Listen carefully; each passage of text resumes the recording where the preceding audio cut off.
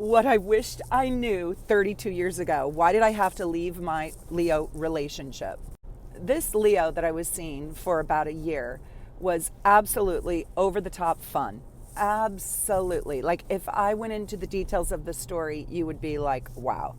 He took me to Cirque du Soleil. He took me to the top 100 restaurants in the Seattle area. I had just moved here and I didn't have a friend. We had our booths at a convention center sitting next to one another. So I had to stand next to this guy for 3 days. And by the end of the third day, I was like, I'll go out on a date with you. Well, I kept seeing him for about 1 year.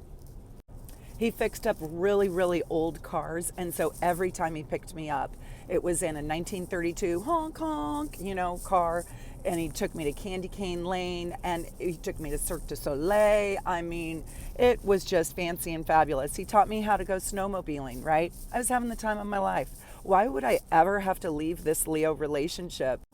By the way, my name is Meredith and I teach you evolutionary astrology. And I'm a super happy, ecstatic wife to an Aquarian.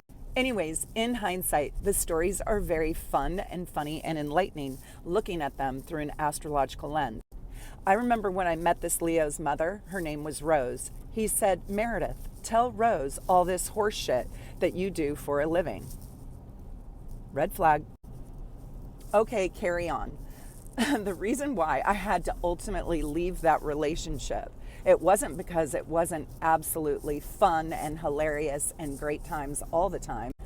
It was because when I went into his bathroom at his house and I looked under the sink for a tampon, I found something else. I found absolutely exquisitely adorable, super cute, and definitely not my size. If you want to know, I wear size 9.5. And these little leopard skin slippers were definitely not 9.5. They were size 6. That is definitely not mine. I also found very fancy makeup, cosmetics, washcloths, and facial cleansers. Ooh. When I asked my very charming Leo, whose are those? He said, oh, those are Rose's. Those are my mom's. I met your mom. That's not your mom's leopard skin slippers.